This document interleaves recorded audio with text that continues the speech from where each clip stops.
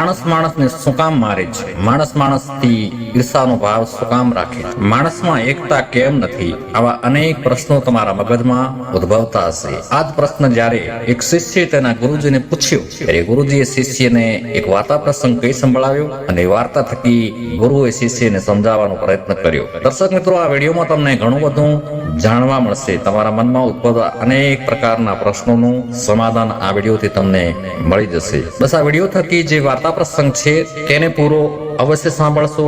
વાર્તા પ્રસંગ પસંદ આવે તો લાઈક કરીને વિડીયોને શેર કરજો અને હજી સુધી તમે ચેનલને સબસ્ક્રાઇબ નથી કરી તો સૌથી પહેલા આપણે સૌની યુટ્યુબ ચેનલ જીવનના મૂલ્યોને સબસ્ક્રાઇબ કરો અને ખાસ કમેન્ટ બોક્સમાં હર હર મહાદેવ જરૂરથી લખશો, જેનાથી ભગવાન ભોળાનાથની કૃપા દ્રષ્ટિ સદાય તમારા ઉપર બની રહે. દર્શક મિત્રો, ખાઈમાં પડેલો માણસ બચી જાય છે, પણ અધી ખાઈમાં પડેલો માણસ કેમ ક્યારે બહાર નથી આવતો? જે માણસ જાતે જ પોતાની નૌકા ડૂબાડવામાં આનંદ જોતો હોય, જે મનુષ્ય કોલસાથી કાળા થયેલા હાથને મહેંદી મુકાયેલો માની અને ફરે જતો હોય, તેને કોણ સમજાવી શકે? જે સમાજમાં એકતા નથી હોતી, ભાઈચારો નથી હોતો, સમજણ નથી હોતી, ત્યાં એકબીજા ઉપર ઈર્ષાનો ભાવ પ્રગટ થશે અને આવા સમાજનું ક્યારે કલ્યાણ થતું નથી. અદેખાઈ અને ઈર્ષા બંને એક જ અર્થમાં વપરાય છે. અદેખાઈ ઈર્ષા એટલે બીજાનું ભલું કે સારું જોવું ગમે નહીં, બીજાનું સારું થતું પસંદ ન આવે એ પ્રકારનો ભાવ કે લાગણી.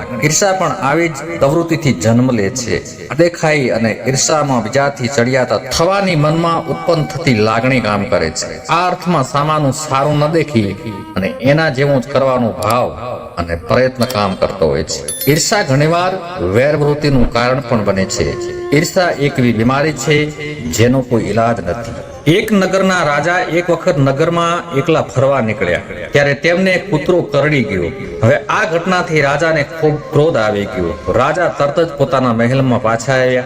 વૈદરાજને મહેલમાં બોલાવી અને પોતાનો ઈલાજ કરાવ્યો. રાજાને તે દિવસથી કૂતરાઓથી ખૂબ જ નફરત થઈ ગઈ, ઘૃણા થઈ ગઈ. રાજાને વિચાર આવ્યો કે મેં કૂતરાઓનું ક્યારેય કશું બગાડ્યું નથી, તો પણ કૂતરો મને કરડ્યો શું કામ? કૂતરાઓની જાતિ મનુષ્ય માટે યોગ્ય નથી.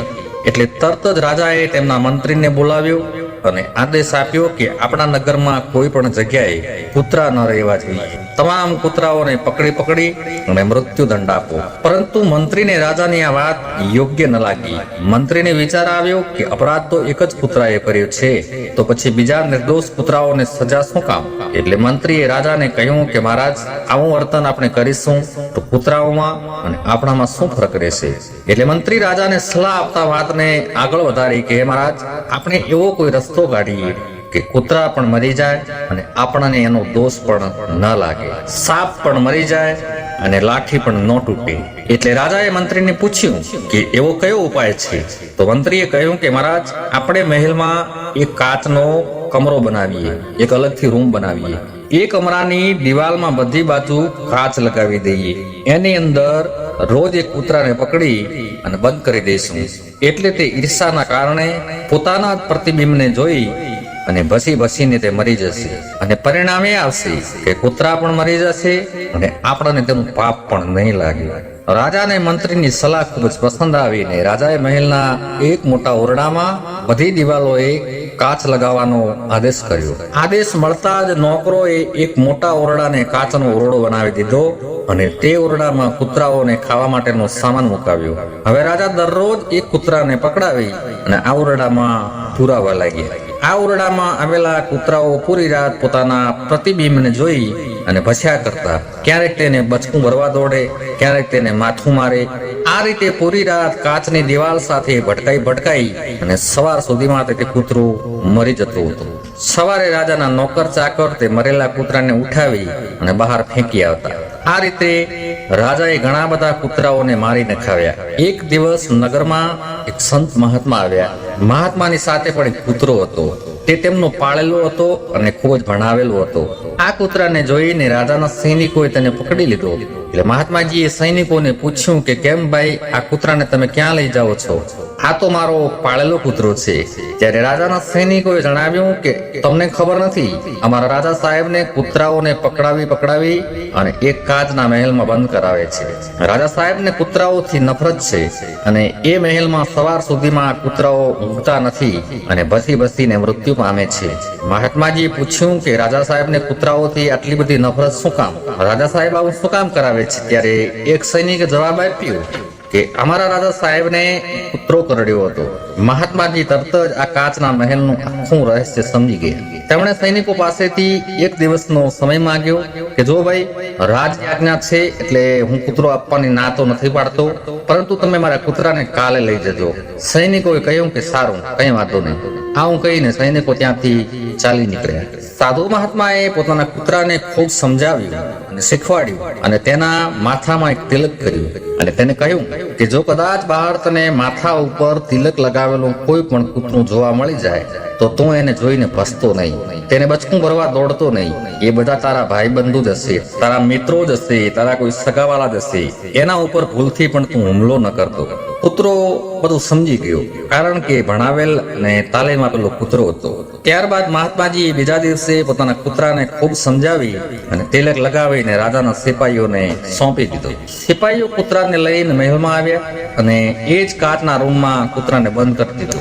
કાચના રૂમમાં પહોંચીને કૂતરાએ જોયું તો ચારે બાજુ બધા તિલકવાળા કૂતરા જોવા મળતા હતા.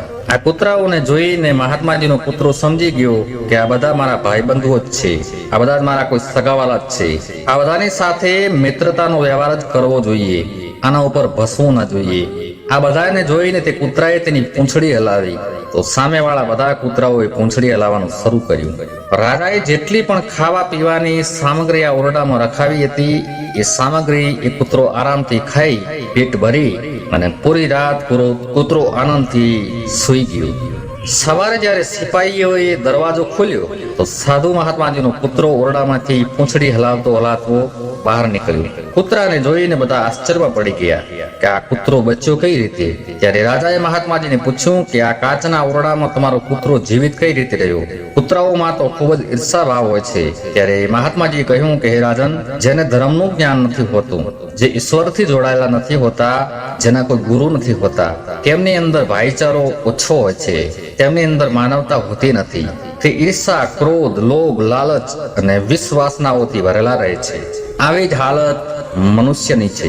જે મનુષ્યને માર્ગદર્શક મળી જાય છે તે કોઈ પણ મુશ્કેલીમાંથી ખૂબ આસાનીથી બહાર નીકળી જાય છે. અને જે લોકો ગુરુ ધર્મ અને ઈશ્વરથી વંચિત રહે છે તે આ કૂતરાઓની જેમ કારણ વગર જ મરતા રહે છે. માણસને શું કામ મારે છે? લોકો એકબીજાથી શું કામ ઈર્ષા કરે છે? કેવા મનુષ્ય કૂતરાની યોનિમાં જન્મ લે છે? આખરે મનુષ્ય હળે મળીને શું કામ નથી રહેતો? દર્શક મિત્રો, તમે જોયું હશે કે કૂતરાઓ હંમેશા તેમની જાતિના ભાઈઓથી લડતા ઝઘડતા રહે છે. આખરે તેમની અંદરો અંદર કઈ જાતિગત દુશ્મની છે કે તેઓ લડતા રહે છે. કદાચ ગામની એક શેરીનો કૂતરો બીજી શેરીમાં ઘૂસી જાય છે તો બીજી શેરીના બધા કૂતરાઓ એકત્રિત થઈ અને એના પર હુમલો કરે છે. નવા આવેલ કૂતરા ઉપર તૂટી પડે છે. કદાચ એવું થવું જોઈએ કે બીજી શેરીના કૂતરાને જોઈ અને આ શેરીના કૂતરાઓએ સાથે મળી અને એને અતિથિ સમજીને સ્વાગત સત્કાર કરવો જોઈએ, પરંતુ તેઓ ઉલટા તેનો પ્રતિકાર કરે છે. કહેવાય છે કે કૂતરાઓમાં અતિથિ સત્કાર, ભાઈચારો હોતો નથી. મિત્રો, યાદ રાખજો, જે સમાજમાં એકતા નથી હોતી, ભાઈચારો નથી હોતો, સમજણ નથી હોતી, ત્યાં એકબીજા ઉપર ઈર્ષાનો ભાવ થશે અને આવા સમાજનું ક્યારેય કલ્યાણ થતું નથી. જેવી રીતે જંગલમાં ઉગેલું એકલું વૃક્ષ સામાન્ય તોફાન પણ આવવાથી પડી જાય છે અને સમૂહમાં ઉગેલા વૃક્ષો ભયંકર તોફાનને પણ માત આપે છે. આવી જ રીતે સંગઠિત રહેવાથી જ મનુષ્ય ઉન્નતિશીલ બને છે. સંપમાં એટલી બધી શક્તિ રહેલી છે કે લગભગ અશક્ય વાતને પણ શક્ય બનાવી દે છે. જ્યાં સંપ છે, જ્યાં સુમેળ છે, ત્યાં જ વિજય છે, ત્યાં સદા સુખ છે. એટલે તો કહેવાનું છે કે જ્યાં સંપ ત્યાં જમ. આપણું આ શરીર છે કેટલા બધા ભાગોથી બનેલું છે, પણ સર્વે અંગો વચ્ચે એક સુમેળ છે, સહકાર છે અને સંપ છે. તેથી જ શરીર સુખમાં રહે છે. પણ એમનામાં જ્યારે પણ કુસંપની કે અસહકારની તિરાડ પડે છે ત્યારે દુઃખ ઊભું થાય છે, તકલીફ ઊભી થાય છે. મિલમાં સાળ ખાતાના મશીનમાં 3 થી 4 હજાર તાર હોય છે, પણ એમાં જ્યાં સુધી તમામ તાર સંપથી રહેતા હોય ત્યાં સુધી મશીન ચાલે. જ્યારે પણ તેમાંથી એક તાર તૂટે એટલે કુસુંબની શરૂઆત થાય અને મશીન તરત જ બંધ પડી જાય છે. એટલે કહેવાનું છે કે સમ ત્યાં જમ. દર્શક મિત્રો, આ સમજવા લાયક નાનકડો પ્રસંગ તમને કેવો લાગ્યો કમેન્ટ કરીને જરૂર જણાવશો. મળીશું એક બીજા વિડીયોમાં. ત્યાં સુધી આપ સૌને મારા જય શ્રી કૃષ્ણ, જય ભોલેનાથ, હર હર મહાદેવ.